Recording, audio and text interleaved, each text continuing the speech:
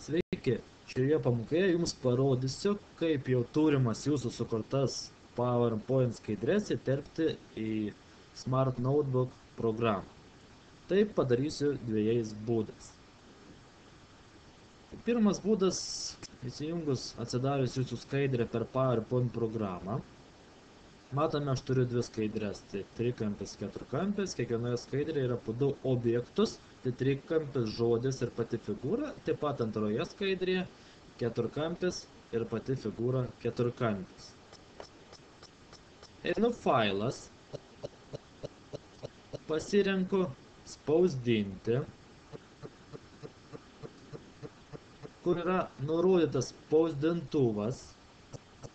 Paspaudžiant rodiklytės į apačią ir pasirenku, kaip būtų spausdintuvas, pasirenku Smart Notebook Document Write.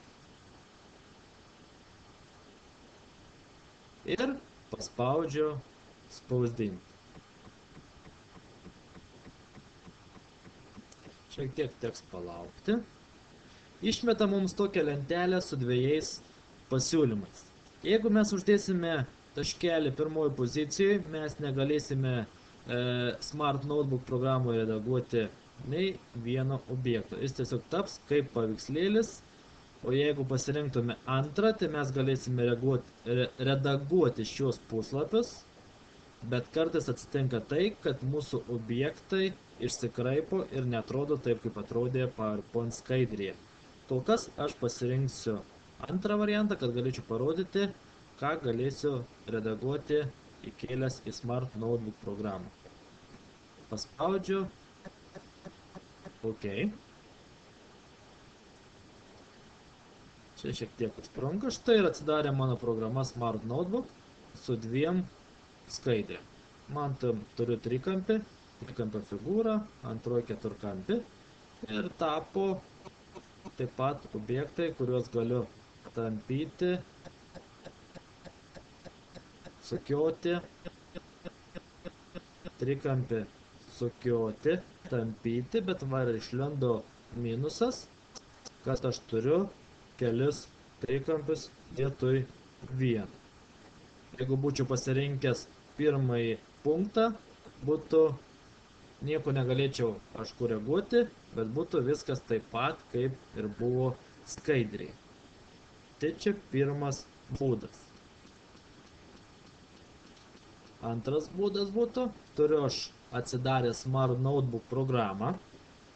Jau nuo seniau esu išsisaugojęs PowerPoint skaidrę. Einu į Smart Notebook programą rinkmena. Tada yra kažkur tai per vidurį importuoti. Paspaudžiu ant importuoti.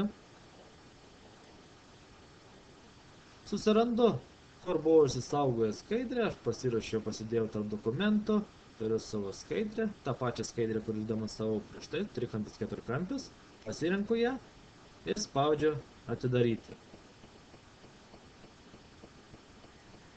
Tai, šiek tiek užtrunka, man atidarė PowerPoint skaidrę, taip pat atidarė ir Smartbook programą. Turime trikampį, kaip kas pastebi, kad šį kartą mums geriau sudėliojo, nėra jokių trijų trikampių. Viską galima daryti, kaip ir su paprastais objektais. Antras skaidrė yra keturkampis, šiuo atveju vėl atsidarė vienas, tai yra žymiai geriau.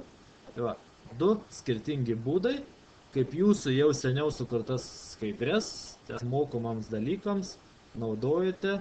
Dabar prieėjote prie Smart lentos ir nebežinote, kaip juos išnaudoti. Tokie du būdai. Iki.